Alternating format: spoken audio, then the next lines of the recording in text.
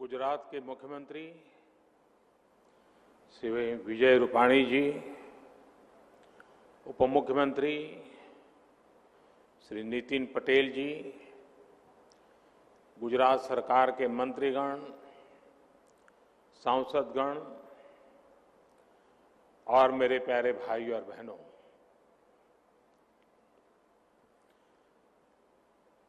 कियो कच्छी माड़ो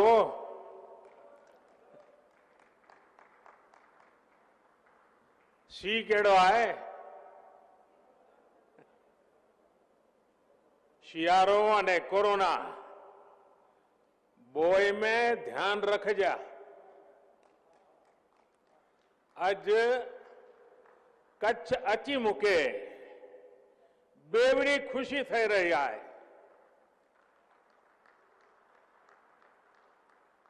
बेवड़ी एटले आए के कच्छड़ो मुझे दिल जे बोरो आए।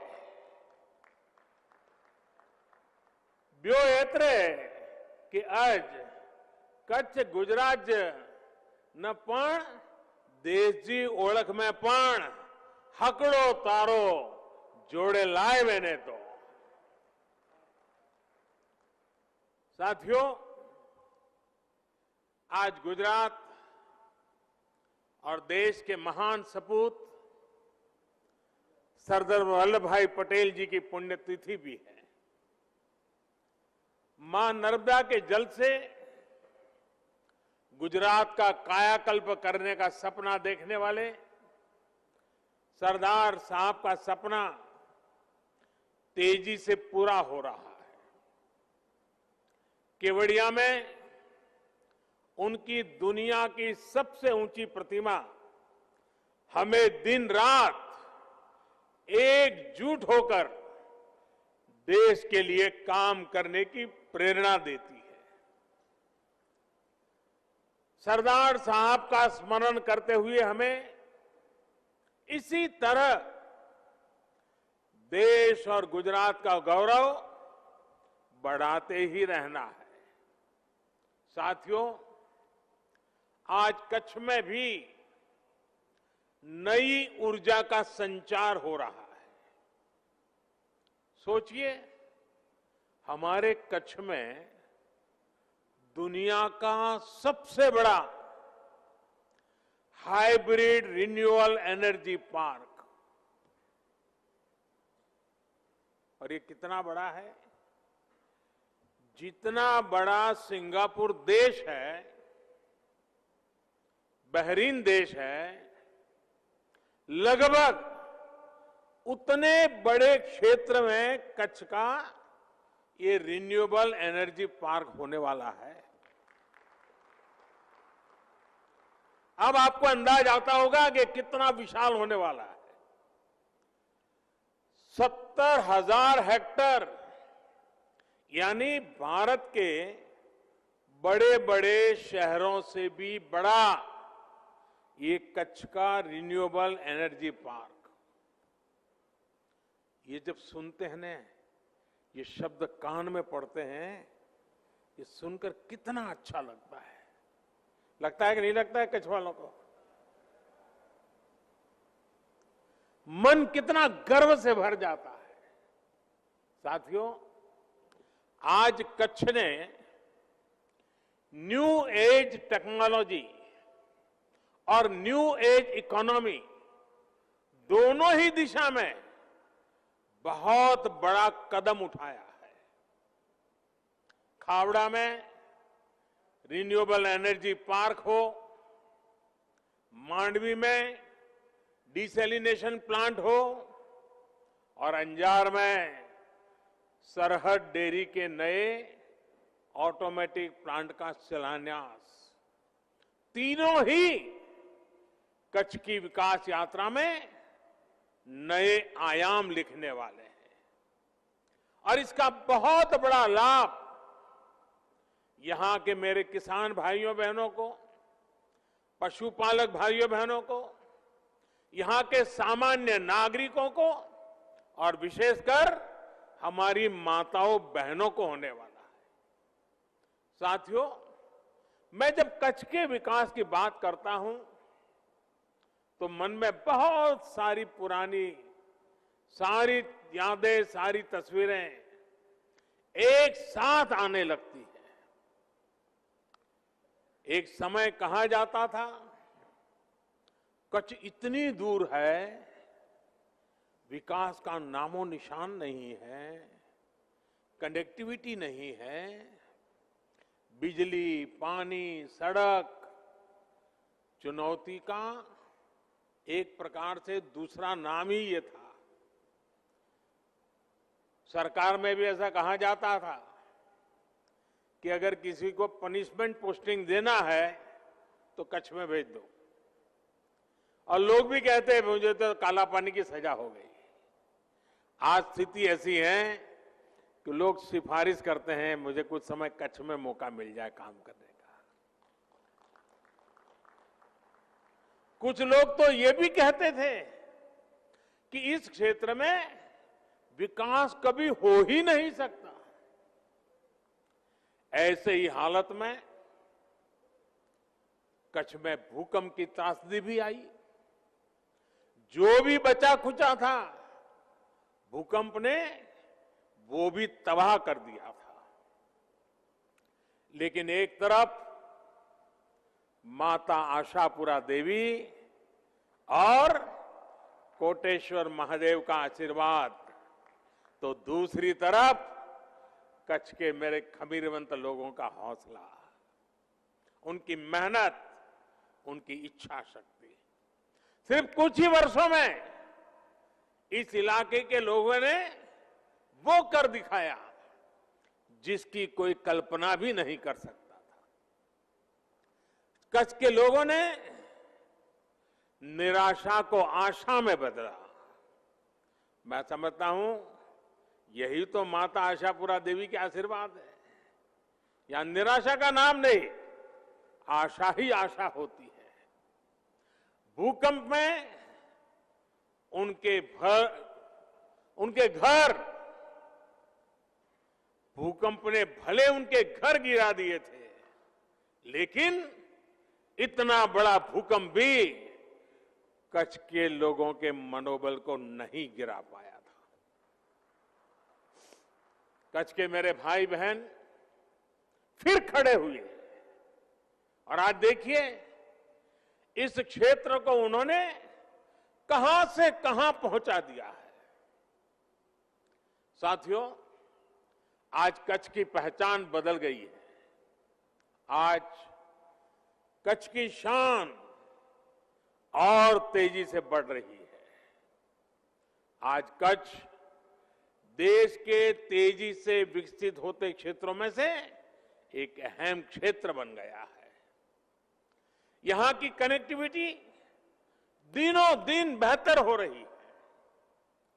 इस सीमावर्ती इलाके में लगातार पलायन, और पहले तो जनसंख्या का हिसाब देख लीजिए, माइनस ग्रोथ होता था, और जगह पे जनसंख्या बढ़ती थी, यहां कम होती थी क्योंकि लोग चले जाते थे। और ज्यादातर सीमावर्ती इलाके से लोग पलायन कर जाते थे, और उसके कारण सुरक्षा के लिए भी मुश्किल पैदा होना बहुत स्वाभाविक था। अब जब पलायन रुका है तो जो गांव कभी खाली हो रहे थे उनमें रहने के लिए लोग वापिस आते जा रहे हैं। इसका बहुत बड़ा प्रभाव, सकारात्मक प्रभाव राष्ट्रीय सुरक्षा पर भी पड़ा है। साथियों, जो कच्छ कभी वीरान रहता था, वही कच्छ देश और दुनिया के पर्यटकों का प्रमुख केंद्र बन रहा है। कोरोना ने जरूर मुश्किलें खड़ी की है, लेकिन कच्छ का सफेद रण, कच्छ का रणोत्सव पूरी दुनिया को आकर्षित करता है। एवरेज औसतन 4 से 5 लाख टूरिस्ट रणोत्सव के दौरान यहां आते हैं। सफेद रेगिस्तान और नीले आसमान का आनंद उठाते हैं। इस तरह के बड़े पैमाने पर सांस्कृतिक कार्यक्रम, कच्छ के स्थानीय सामानों की इतनी बड़े पैमाने पर बिक्री, यहां पारंपरिक खान पान की लोकप्रियता एक जमाने में कोई सोच भी नहीं सकता था। आज मुझे कई मेरे पुराने जान पहचान वालों से गप्पे गोष्ठी करने का मौका मिल गया, तो ऐसे ही मुझे बता रहे थे, बोले अब तो हमारे बच्चे अंग्रेजी बोलना सीखे। मैंने कहा कैसे?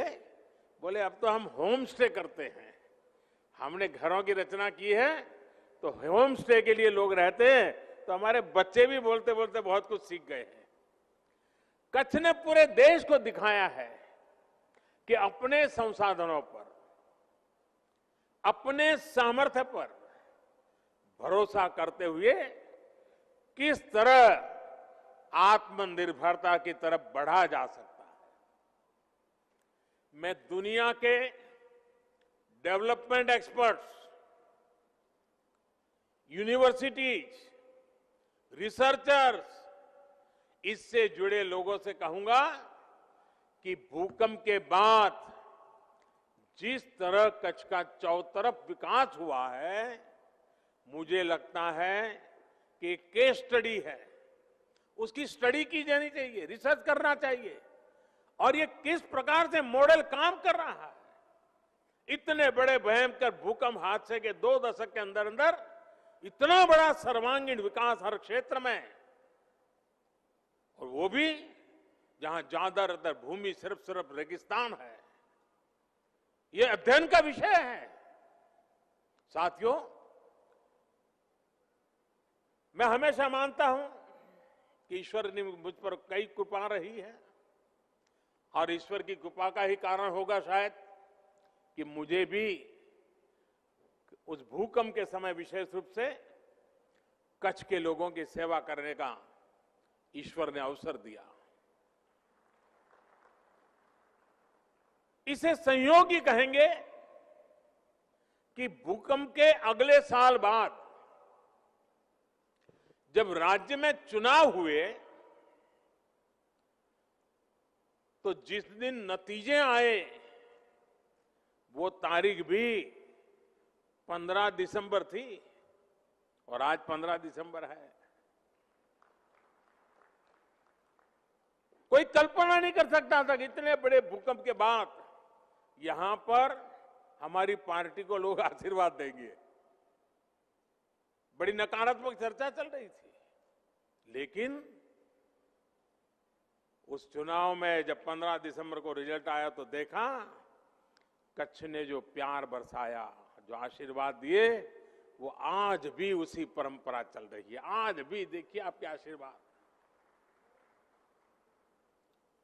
वैसे साथियों, आज 15 दिसंबर की तारीख के साथ एक और संयोग जुड़ा हुआ है। शायद कई लोगों के लिए जानकारी सुखद आश्चर्य होगा। देखिए, हमारे पूर्वज भी कितनी लंबी सोच रखते थे, कितने दूर का सोचते थे। आजकल कभी कभी नई पीढ़ी की सोच वाले लोग पुराना सब निकम्मा है, बेकार, ऐसी बातें करते हैं ना। मैं एक घटना सुनाता हूं। आज से 118 साल पहले, 118 साल कोई कम समय नहीं होता है। आज से 118 साल पहले, आज ही के दिन 15 दिसंबर को ही,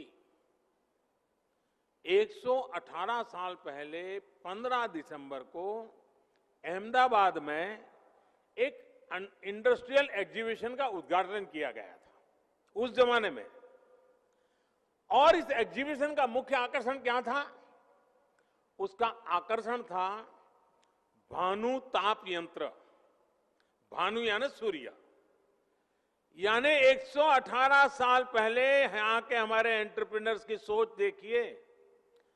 भानु ताप यंत्र यानी सूर्य ताप यंत्र, ये सबसे बड़े आकर्षण का कारण था। यानी भानुताप यंत्र यानी सूर्य की गर्मी से चलने वाला यंत्र, और एक तरह से वो सोलर कुकर की तरह उन्होंने विकसित किया था 118 साल पहले। आज 118 साल बाद आज 15 दिसंबर को ही सूरज की गर्मी से चलने वाले इतने बड़े रिन्यूएबल एनर्जी पार्क का उद्घाटन हो किया गया है। इस पार्क में सोलर के साथ साथ पवन ऊर्जा दोनों से करीब 30,000 मेगावाट बिजली पैदा करने की क्षमता होगी। इस रिन्यूएबल एनर्जी पार्क में करीब करीब 1.5 लाख करोड़ रुपए का निवेश होगा। सोचिए, रेगिस्तान की कितनी बड़ी भूमि का सदुपयोग होगा। सीमा के साथ पवन चक्कियां लगने से सीमा सुरक्षित भी और अधिक बेहतर होगी। आम लोगों का बिजली का बिल कम करने के लिए जिस लक्ष्य को लेकर के देश चल रहा है, उसे भी मदद मिलेगी।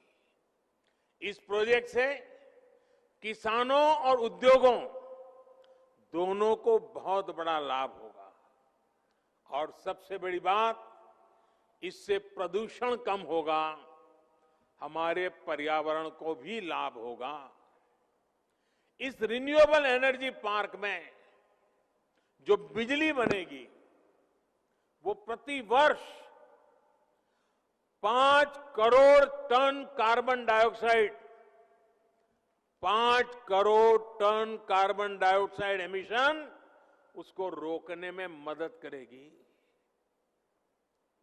और ये जो काम होने वाला है, अगर उसको पर्यावरण के हिसाब से देखना है तो ये काम करीब करीब 9 करोड़ पेड़ लगाने के बराबर होगा। 9 करोड़ पेड़। ये एनर्जी पार्क भारत में per capita carbon dioxide emission को भी कम करने में बहुत बड़ा योगदान देगा। इससे करीब 1 लाख लोगों को रोजगार के नए अवसर भी उपलब्ध होंगे। इसका बहुत बड़ा लाभ कच्छ के मेरे युवाओं को होगा। साथियों, एक समय था जब गुजरात के लोगों की मांग होती थी कि कम से कम रात में खाना खाते समय तो कुछ देर बिजली मिल जाए, यही मांग होती थी।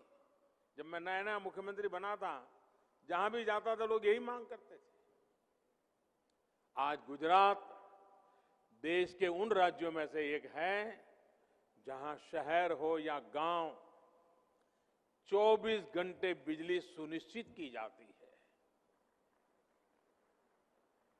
आज जो 20 साल का नौजवान होगा उसे पता नहीं होगा कि पहले क्या हालत थी।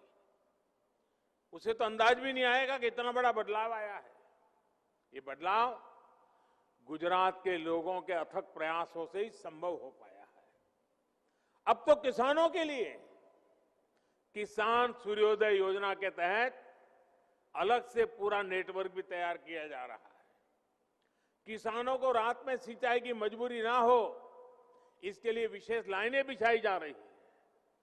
भाइयों और बहनों, गुजरात देश का पहला राज्य है जिसने सौर ऊर्जा को ध्यान में रखते हुए नीतियां बनाई, निर्णय लिए।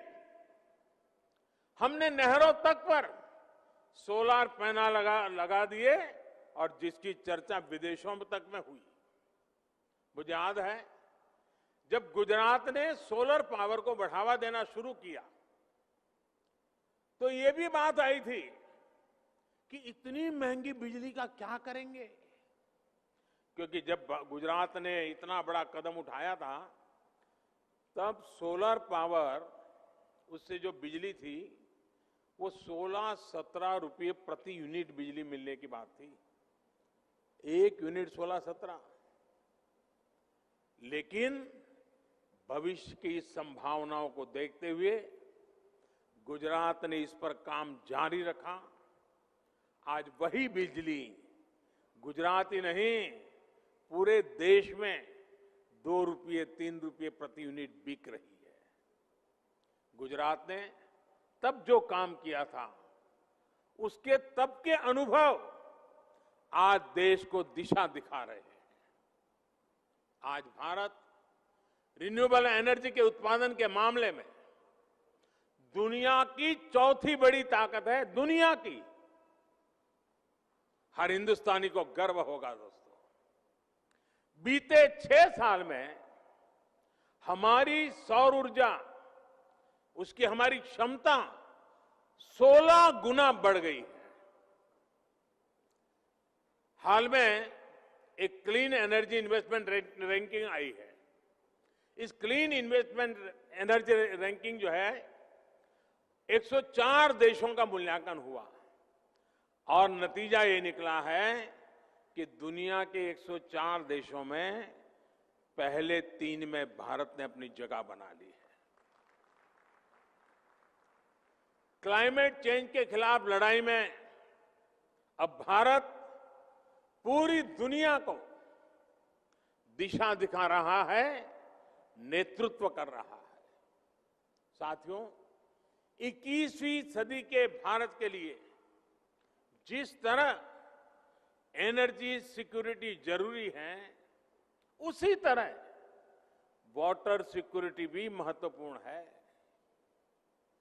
और मेरा शुरू से कमिटमेंट रहा है कि पानी की कमी की वजह से न लोगों का विकास रुकना चाहिए और न ही किसी क्षेत्र का विकास रुकना चाहिए।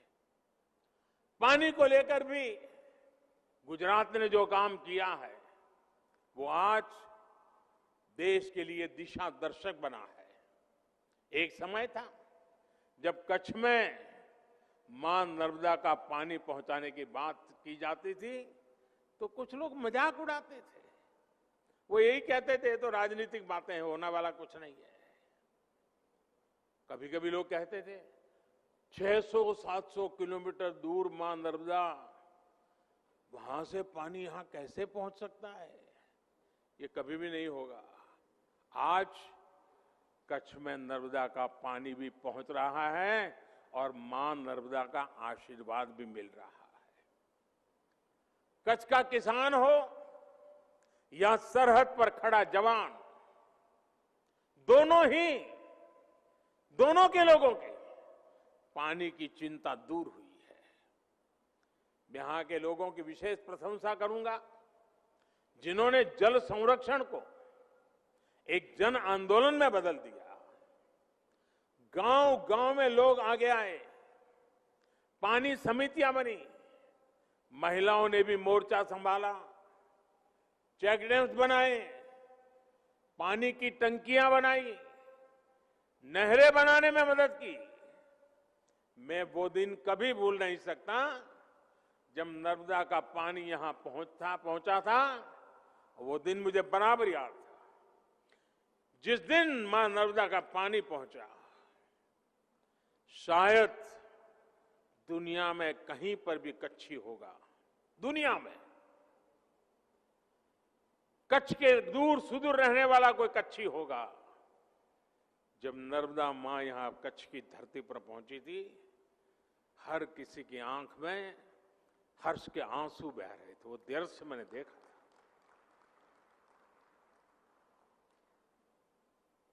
पानी क्या है, ये कच्छ के लोग जितना समझ सकते हैं, शायद कोई समझ सकता है। गुजरात में पानी के लिए जो विशेष ग्रिड बनाए गए, नहरों का जाल बिछाया गया, उसका लाभ अब करोड़ों लोगों को हो रहा है। यहां के लोगों के प्रयास राष्ट्रीय स्तर पर जल जीवन मिशन का भी आधार बने हैं।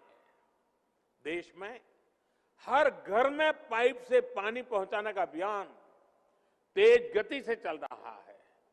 सिर्फ 1.25 साल के भीतर इस अभियान के तहत करीब करीब 3 करोड़ घरों तक पानी का पाइप पहुंचाया गया है। यहां गुजरात में भी 80% से अधिक घरों में नल से जल की सुविधा पहुंच चुकी है। मुझे बताया गया है कि अगले कुछ समय में ही गुजरात के हर जिले में पाइप से पानी की सुविधा उपलब्ध हो जाएगी। भाइयों और बहनों, पानी को घरों तक पहुंचाने के साथ साथ पानी के नए स्रोत बनाना भी बहुत जरूरी है। इसी लक्ष्य के साथ ही समंदर के खारे पानी को शुद्ध करके इस्तेमाल करने की व्यापक योजना पर भी काम हो रहा है। मांडवी में तैयार होने वाला desalination plant, Narmada grid, SAUNI network और वेस्ट वाटर ट्रीटमेंट जैसे प्रयासों को और विस्तार देगा। पानी सफाई का ये प्लांट जब तैयार हो जाएगा तो इससे मांडवी के अलावा मुंद्रा, नखत्राना, लखपत और अबड़ासा के लाखों परिवारों को इसका लाभ होगा। इस प्लांट से इन क्षेत्र के करीब करीब 8 लाख लोगों को रोज टोटल मिलाकर के 10 करोड़ लीटर साफ पानी की सप्लाई हो सकेगी। एक और लाभ ये होगा कि सैकड़ों किलोमीटर दूर से यहां आ रहा नर्मदा का पानी, उसका भी हम ज्यादा अच्छा सदुपयोग कर पाएंगे। ये पानी कच्छ के अन्य तालुका जैसे रापर, भचाऊ, गांधीधाम और अंजार को सुचारू रूप से मिल सकेगा। साथियों, कच्छ के अलावा दहेज, द्वारिका, घोघा, भावनगर, गिर सोमनाथ, वहां पर भी ऐसे प्रोजेक्ट आने वाले में शुरू होने जा रहे हैं। मुझे विश्वास है कि समंदर किनारे बसे दूसरे राज्यों को भी मांडवी का ये प्लांट नई प्रेरणा देगा, उन्हें प्रोत्साहित करेगा। भाइयों और बहनों, समय और जरूरत के साथ बदलाव करना, यही कच्छ की, गुजरात की ताकत है। आज गुजरात के किसान, यहां के पशुपालक, यहां के हमारे मछुआरे साथी पहले से कहीं बेहतर स्थिति में है। इसका एक कारण यह भी है कि यहां खेती की परंपरा को आधुनिकता से जोड़ा गया, फसलों की विविधता पर फोकस किया गया। कच्छ सहित गुजरात में किसान ज्यादा डिमांड और ज्यादा कीमत वाली फसलें उसकी तरफ मुड़ गए और आज उसमें आगे बढ़ रहे हैं। अब यही हमारे कच्छ में से देखिए, यहां के खेत उत्पादन विदेशों में एक्सपोर्ट हो, क्या किसी ने कभी सोचा था? आज हो रहे हैं।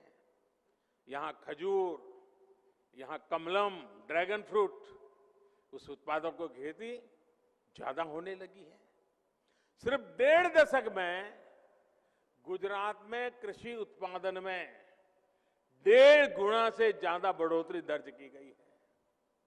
भाइयों और बहनों, गुजरात में कृषि सेक्टर मजबूत होने का एक और बड़ा कारण यह रहा है कि यहां बाकी उद्योगों की तरह ही खेती से जुड़े व्यापार में भी सरकार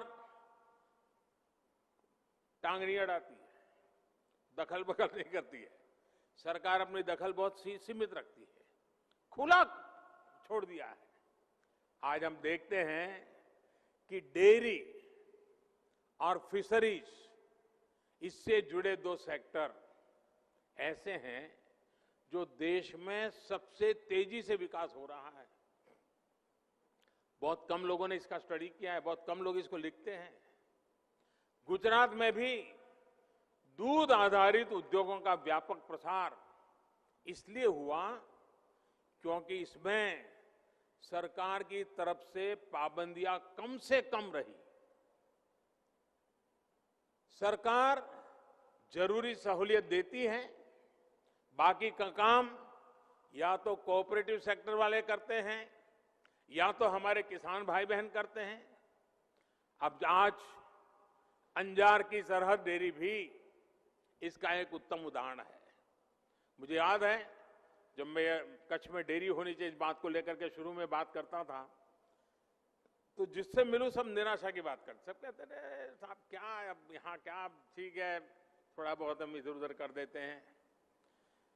मैंने कहा भाई छोटे से भी शुरू करना है, देखते हैं क्या होता है। वो छोटा सा काम आज कहां पहुंच गया है देखिए। इस डेयरी ने कच्छ के पशुपालकों का जीवन बदलने में बड़ी भूमिका निभाई है। कुछ साल पहले तक कच्छ से, और वो भी बहुत कम मात्रा में, दूध को प्रोसेसिंग के लिए गांधीनगर की डेयरी में लाया जाता था, लेकिन अब वही प्रोसेसिंग अंजार के डेयरी प्लांट में हो रही है। इससे हर दिन ट्रांसपोर्टेशन में ही किसानों के लाखों रुपए बच रहे हैं। अब सरहद डेयरी के ऑटोमेटिक प्लांट की क्षमता और बढ़ने जा रही है। आने वाले दिनों में यहां का डेयरी प्लांट हर दिन 2 लाख लीटर ज्यादा दूध की प्रोसेसिंग करेगा। इसका आसपास के जिलों के पशुपालकों को बहुत लाभ होगा। यही नहीं, नए प्लांट में दही, बटर मिल्क, लस्सी, मक्खन, खोआ जैसे अनेक मिल्क प्रोडक्ट्स में वैल्यू एडिशन भी संभव हो पाएगा। साथियों, डेयरी सेक्टर में जिन पशुपालकों को लाभ हो रहा है उसमें से ज्यादातर छोटे किसान ही है। किसी के पास 3 पशु हैं, 4 पशु हैं, किसी के पास 5, किसी के पास 7, और ऐसा करीब करीब पूरे देश में ही है। यहां कच्छ की बन्नी भैंस, ये हमारी बन्नी भैंस तो दुनिया में अपना नाम कमा रही है। कच्छ में तापमान चाहे 45 डिग्री हो या फिर तापमान 0 से नीचे हो, बन्नी भैंस आराम से सब कुछ सहती है और बहुत मौज से रहती है। इसे पानी भी कम चाहिए और चारे के लिए वो दूर दूर तक चल करके जाने में बन्नी की भैंस को कोई दिक्कत नहीं होती। एक दिन में ये भैंस औसतन करीब करीब 15 लीटर दूध देती है और इससे सालाना कमाई 2 से 3 लाख रुपए तक की होती है। मुझे बताया गया है कि अभी हाल में ही एक बन्नी भैंस 5 लाख रुपए से भी ज्यादा में बिकी है। देश के और लोग सुनते होंगे, उनको आश्चर्य होगा, बन्नी की भैंस 5 लाख रुपया, यानी जितने में 2 छोटी कार खरीदे इतने में बन्नी की एक भैंस मिलती है। साथियों, साल 2010 में बन्नी भैंस को राष्ट्रीय मान्यता भी मिली थी। आजादी के बाद भैंस की ये पहली ब्रीड थी जिसे राष्ट्रीय स्तर पर इस तरह की मान्यता मिली। साथियों, बन्नी भैंस के दूध का कारोबार और उसके लिए बनी व्यवस्था यहां कच्छ में बहुत सफल रही है। देश में बाकी जगह पर भी दूध उत्पादक और दूध का व्यवसाय करने वाला प्राइवेट और कोऑपरेटिव सेक्टर दोनों एक दूसरे से जुड़े हैं और एक बेहतरीन सप्लाई चेन उन्होंने खड़ी की है। इसी तरह फल सब्जी से जुड़े व्यवसाय में भी ज्यादातर बाजारों पर सरकारों का सीधा दखल नहीं है। साथियों, यह उदाहरण मैं विस्तार से इसलिए दे रहा हूं क्योंकि आजकल दिल्ली के आसपास किसानों को भ्रमित करने की बड़ी साजिश चल रही है। उन्हें डराया जा रहा है कि नए कृषि सुधारों के बाद किसानों की जमीन पर दूसरे कब्जा कर लेंगे। भाइयों बहनों, मैं आपसे जानता हूं, क्या कोई डेयरी वाला आपसे दूध लेने का कॉन्ट्रैक्ट करता है तो आपकी गाय भैंस ले जाता है क्या? कोई फल सब्जी खरीदने का उद्यम करता है तो क्या आपकी जमीन ले जाता है? क्या आपके प्रॉपर्टी उठा के ले जाता है क्या? साथियों, हमारे देश में डेयरी उद्योग का योगदान कृषि अर्थव्यवस्था के कुल मूल्य में 25% से भी ज्यादा है। ये योगदान करीब करीब 8 लाख करोड़ रुपए होता है। दूध उत्पादन का कुल मूल्य अनाज और दाल के कुल मूल्य से भी ज्यादा होता है। इस व्यवस्था में पशुपालकों को आजादी मिली हुई है। आज देश पूछ रहा है कि ऐसी ही आजादी अनाज और दाल पैदा करने वाले छोटे और सीमांत किसानों को क्यों नहीं मिलनी चाहिए? साथियों, हाल में हुए कृषि सुधारों की मांग बरसों से की जा रही थी। अनेक किसान संगठन भी पहले ही मांग करते थे कि अनाज को कहीं पर भी बेचने का विकल्प दिया जाए।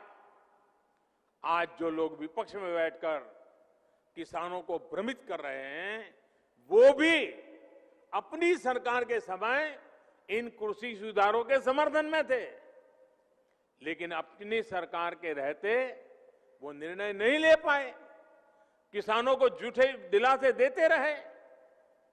आज जब देश ने यह ऐतिहासिक कदम उठा लिया तो यही लोग किसानों को भ्रमित करने में जुट गए हैं।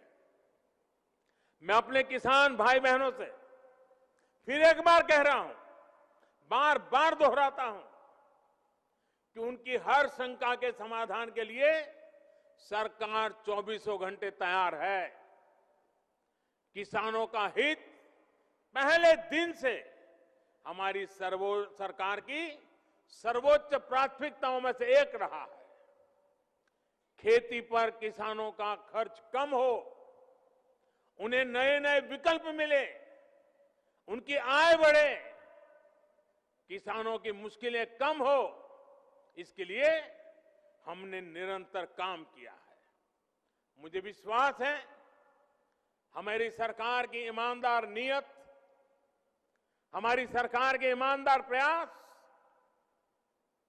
और जिसको करीब करीब पूरे देश ने आशीर्वाद दिए हैं, देश के हर कोने के किसानों ने आशीर्वाद दिए हैं, मुझे विश्वास है कि किसानों के आशीर्वाद की ये ताकत, देश भर के किसानों के आशीर्वाद की ताकत, जो भ्रम फैलाने वाले लोग हैं, जो राजनीति करने पर तुले हुए लोग हैं, जो किसानों के कंधे पर बंदूकें फोड़ रहे हैं, देश के सारे जागरूक किसान उनको भी परास्त करके रहेंगे। भाइयों बहनों, इसी के साथ मैं फिर एक बार कच्छ को अनेक अनेक बधाई देता हूं। अभी कुछ देर में जब मैं यहां आया हूं तो रणोत्सव के प्रति मेरा आकर्षण तो रहता ही है। कच्छ की विरासत, यहां की संस्कृति को नमन कर रहे एक और कार्यक्रम रणोत्सव का भी हिस्सा लूंगा। फिर से एक बार थोड़ा उस पल को जीने का प्रयास करूंगा। कच्छ के विश्व प्रसिद्ध व्हाइट डेजर की यादें भी अपने साथ फिर एक बार आज दिल्ली ले चलते चला जाऊंगा। कच्छ विकास की नई ऊंचाइयां छूता रहे, मेरी हमेशा यही कामना रहेगी। मैं फिर एक बार आप सबको बहुत बहुत बधाई देता हूं, बहुत बहुत शुभकामनाएं देता हूं, बहुत बहुत आभार।